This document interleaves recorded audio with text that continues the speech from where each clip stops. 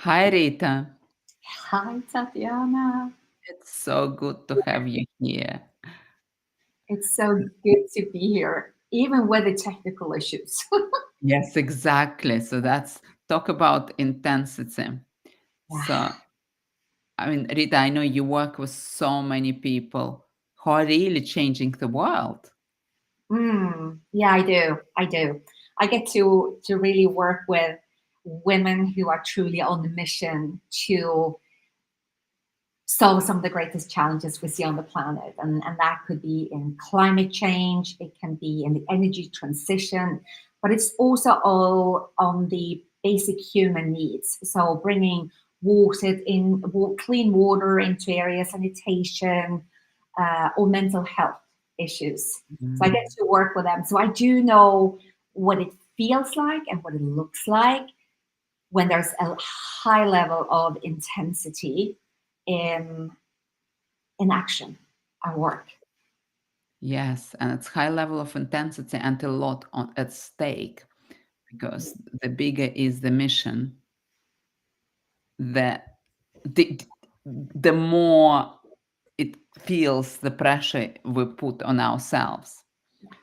Yes, And things, events and circumstances don't go always in our life how we wish, right? So like even today, when with these technical issues, and it's of course, it is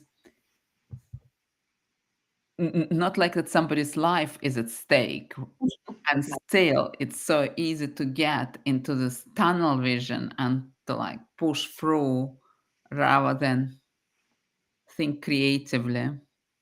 And because as soon as the fear comes in, right, it's very difficult to switch on this creative part of the brain.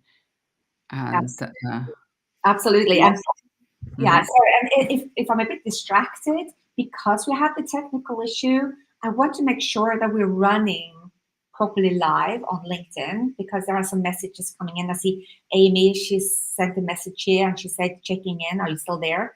And let me just double check something. If it's okay for you, Tatiana, that we're double checking that we're actually live. Let's see here. And, Yeah, I think we're alive. okay. Okay, it doesn't seem to be live on my channel, but it might be going live in 1 minute when we're supposed to go live with a new one. I don't know why that is happening. And let All me just. right.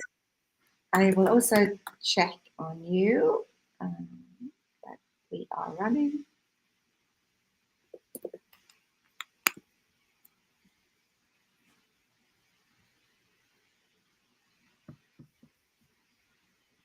That's how it is when we're live on on LinkedIn. Let's see. Okay.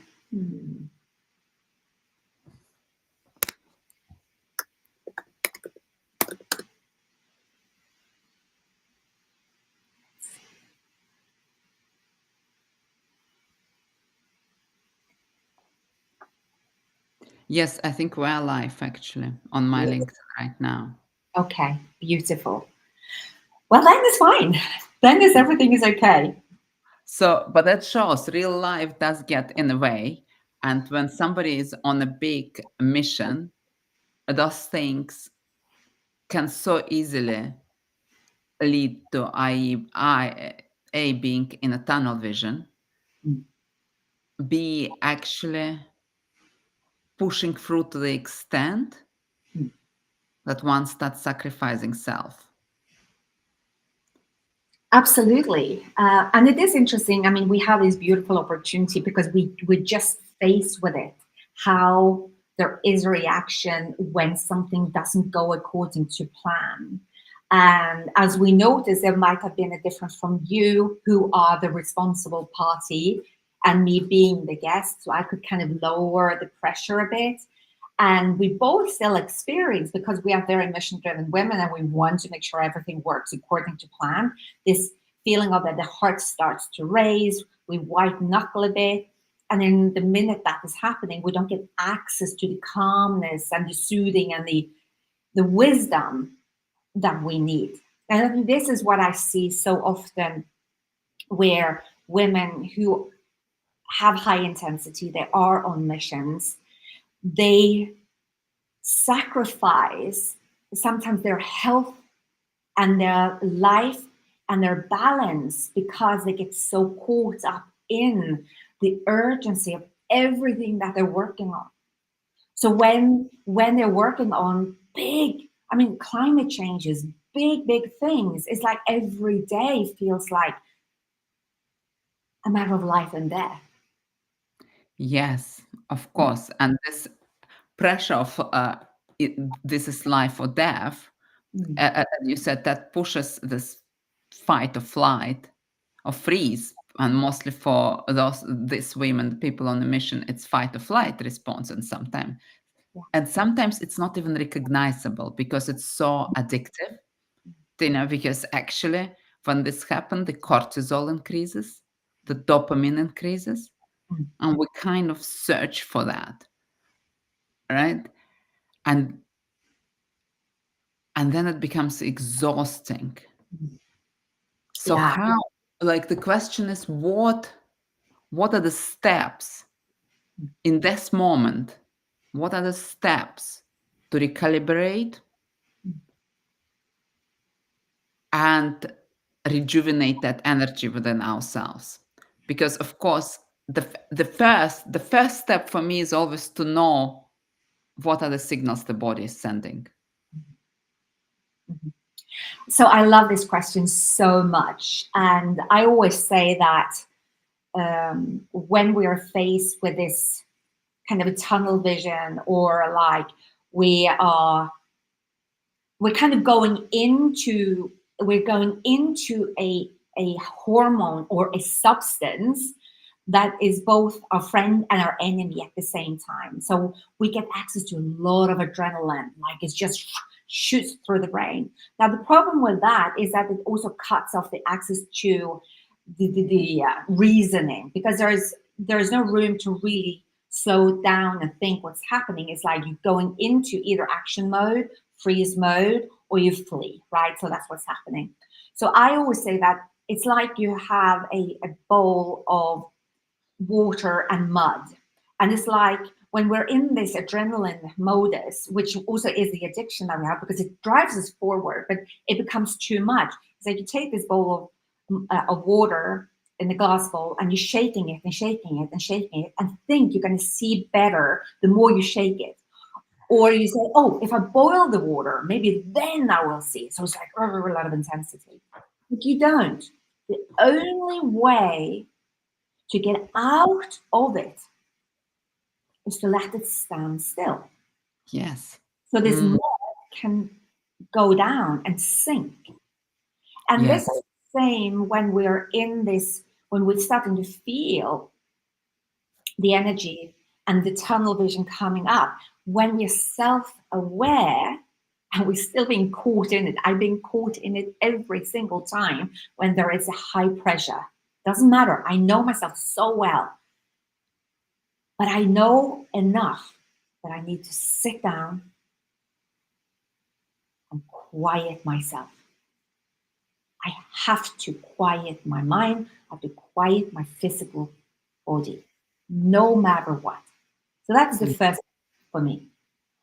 And that's counterintuitive before, because often in those situations there is also huge time pressure.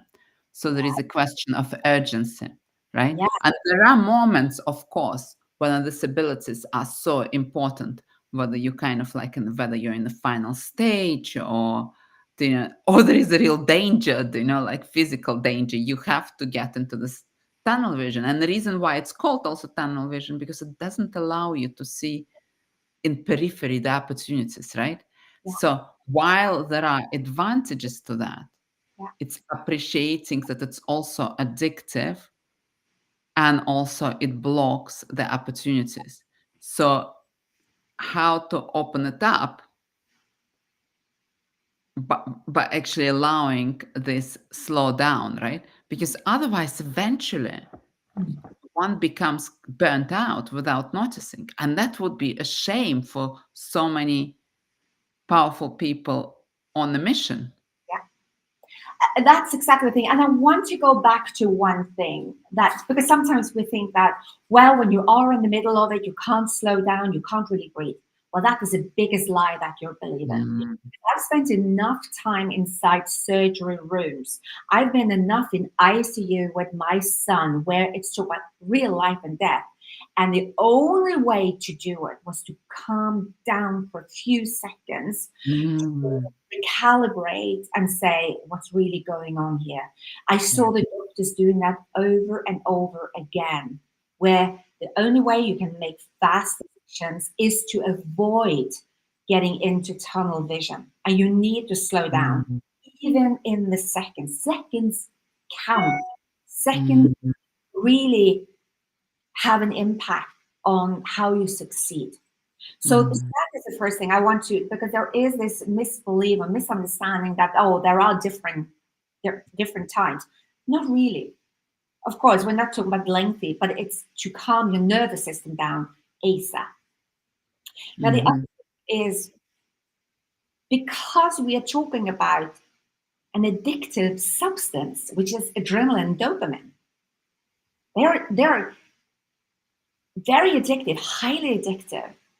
So when we constantly tap into this addictive state in these hormones, we feel good, but we're hijacking our body with a high level of stress.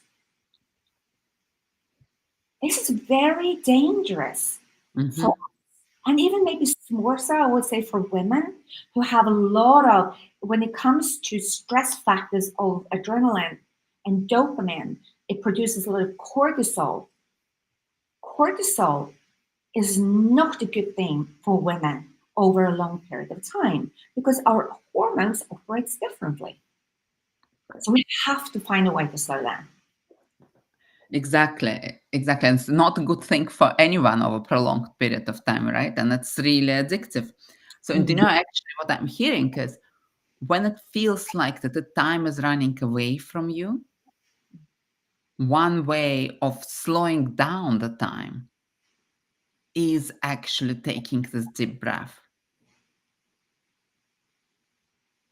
And that happens in a key situation in a surgery room.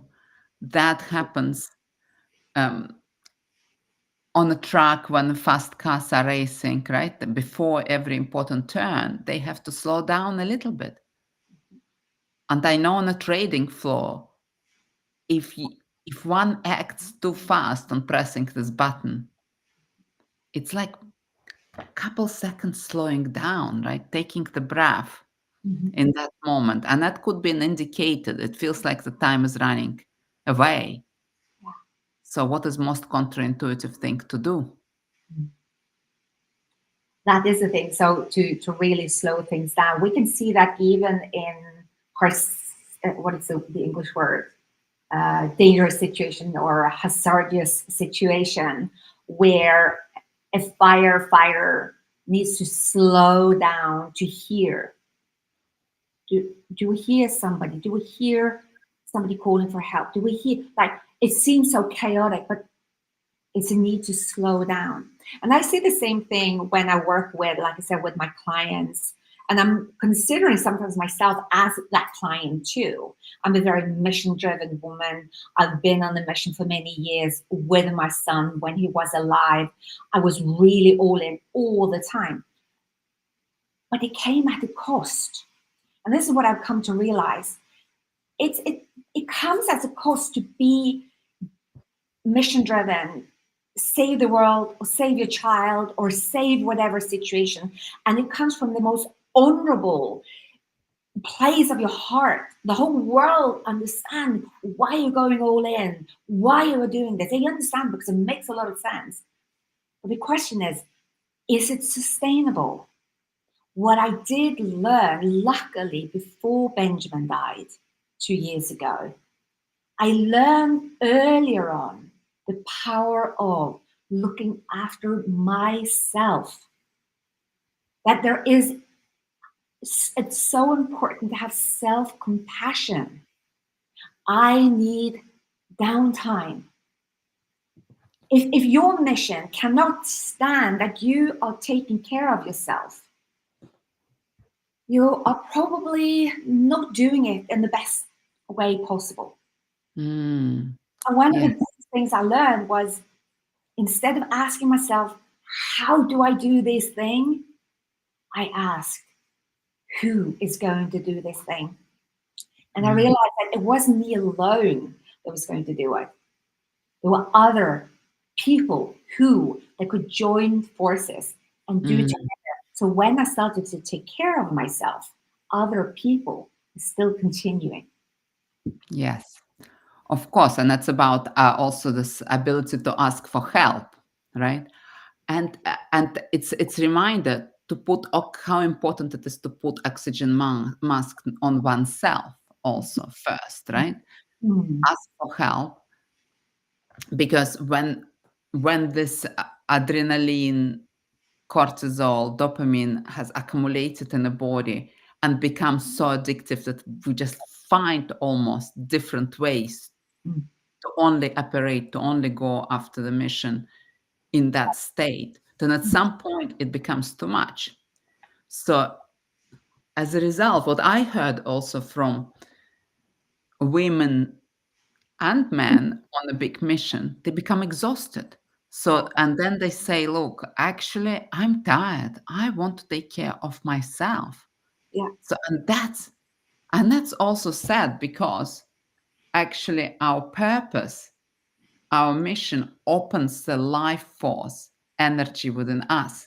Mm, So that's, for me, is a sign actually of the real burnout, which, yes, and sometimes we need to take a more prolonged period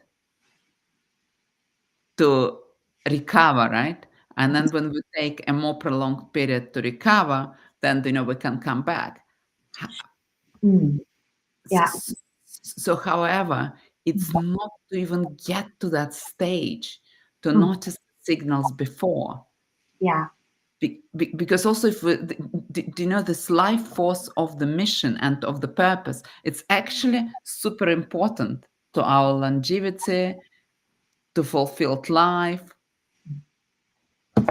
It's about balancing it. So actually, slowing down, putting the oxygen mask on self first, and asking for help is in service of this mission, because it will allow the prolonged service towards the mission as well. Yeah, absolutely. And one of the things I hear that you're saying in the beginning here is, and I think this goes to many, but it's this black and white thinking. It's either or. Even I'm all in, I'm on my mission, I'm working long hours, I'm fighting, it's for justice, whatever it's, or it's like looking after myself. Yes. Now, the question is, how can we create a yes and?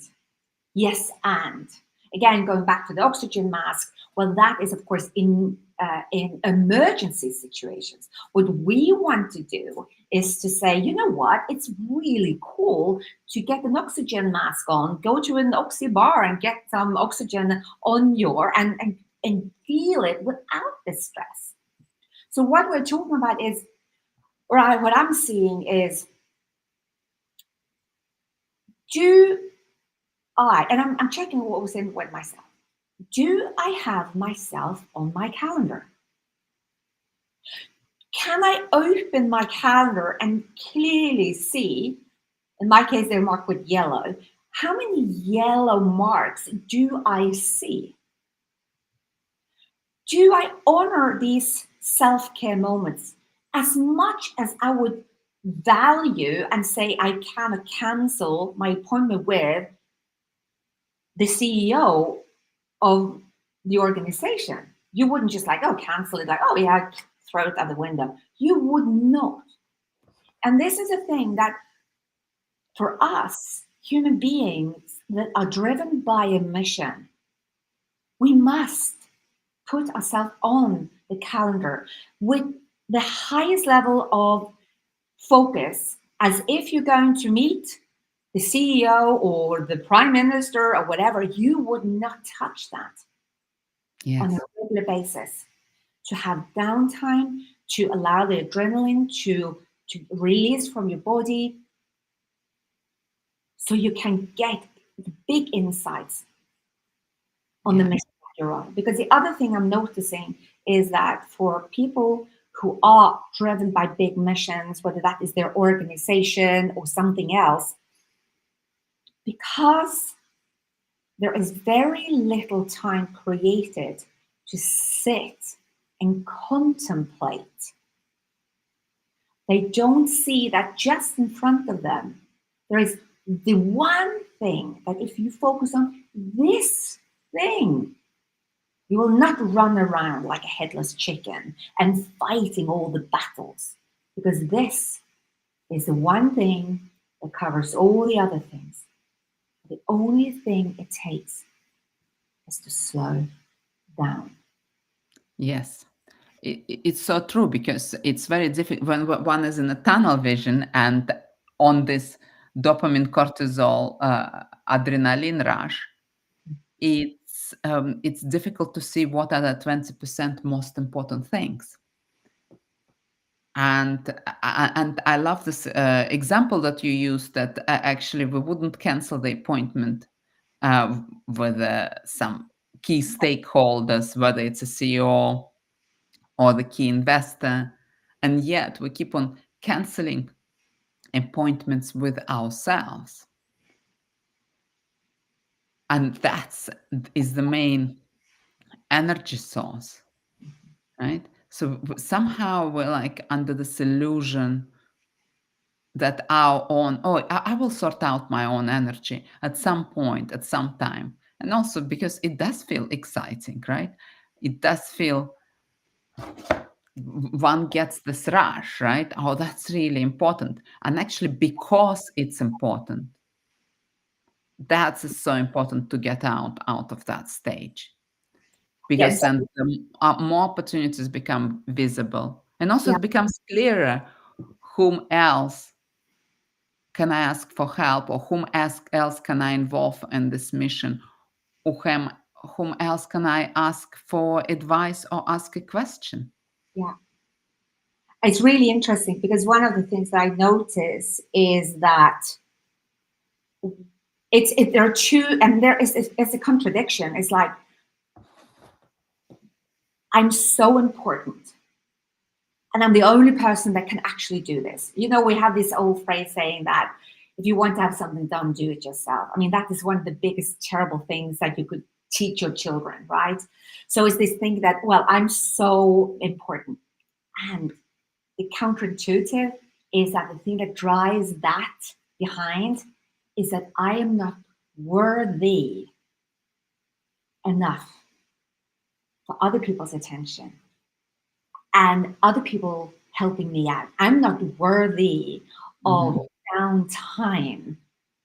So now you have these two kind of things fighting the you're the only one, and then and I'm not really worthy as much as the next person. I mean, how many leaders don't we see? You go home, Tatiana, you relax. You need to be with your husband and your children. And then me, if I was in this case, but I'm going to work my butt off. Like, is that respect for myself? I see your need, and through your need, I also see my own need. But I do not believe that I can do the same. My mind is tricking me to think, because my work is very important, but deep down, I don't deserve that. Ye- Yes, Rita, I so see that point, and that's where I believed. For me, healthy intensity is when our physical world, our mental world, our emotional world, and our spiritual, energetic world are in balance. What does it mean? When we realizing when we're overthinking. So because that's thinking is really important. That's our mental world, right? When we're noticing our emotions and we're realizing, even that we are not ignoring them, or we don't become suffocated by them, right? So that's our emotional world. our physical world, that we actually pay attention to our body. Did it get enough movement? Did it get enough sleep? Our energetic world, what actually fed our soul? Where did we connect with some creativity? And so often, what I see for some really accomplished leaders, that they got used to be in this, and that's accomplished leaders. It happened to me. It still happens, right? In this balance between those between those four worlds, right? And as a result, it's like this illusion of control. Or I can think my way through that. We like so often we have been taught from early school to over rely on our mental world, like so many of us, right? So, and as a result, I mean, I see it in my clients. Oh, I can think my way through that. I Mhm. can I can think my way out of this problem, and I can control that, right? That's what you're describing. I know how to sort it out.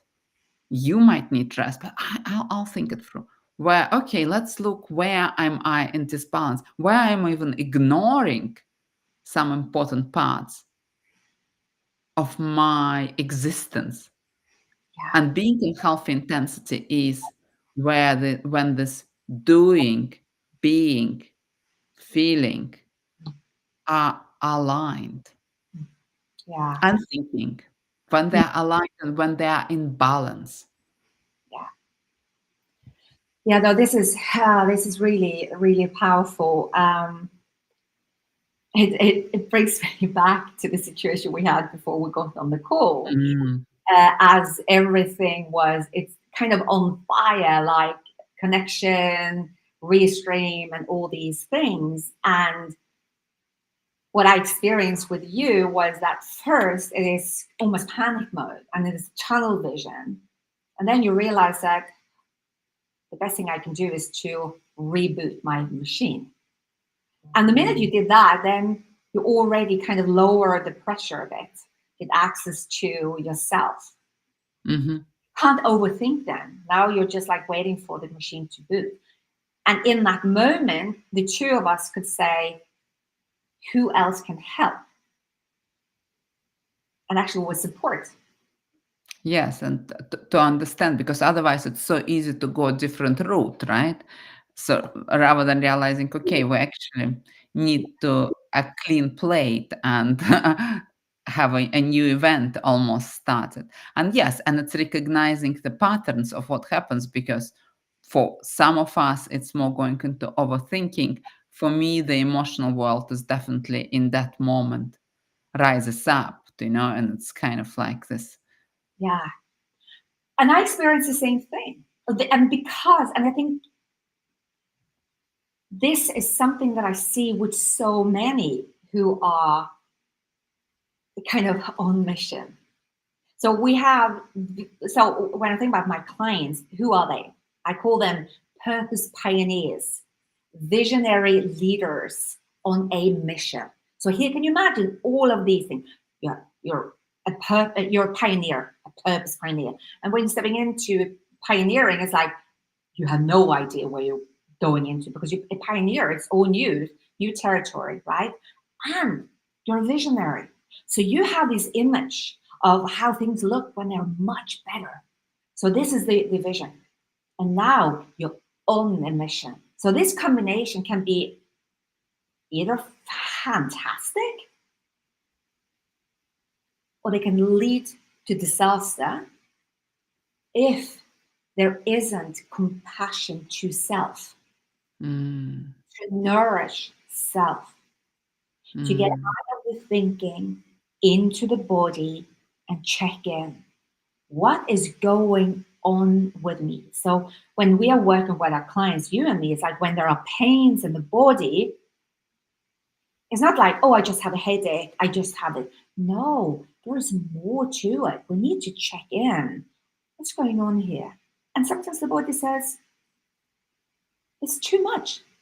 I feel I'm carrying the world on my shoulder. It feels too much for me. So we need to recalibrate that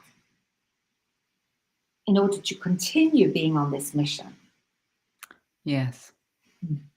And if it's ignored, then sometimes even it feels too much, right? So it basically, this is exactly the disbalance of those physical bodies. So what we want our listeners to walk away with? Mm. Well, for me, I would like them to be aware that there are four worlds that exist for them, Mhm. and that they check in with all four of them Mhm. in the moments of stress. Mhm. And actually, when they are rushing somewhere,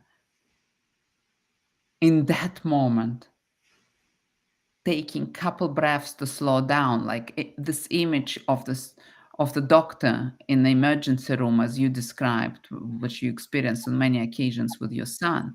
that there is an emergency, there is a real life or death, and yet the best doctors, they know how to slow down in that moment, and they almost slowing down time through that and seeing new opportunities.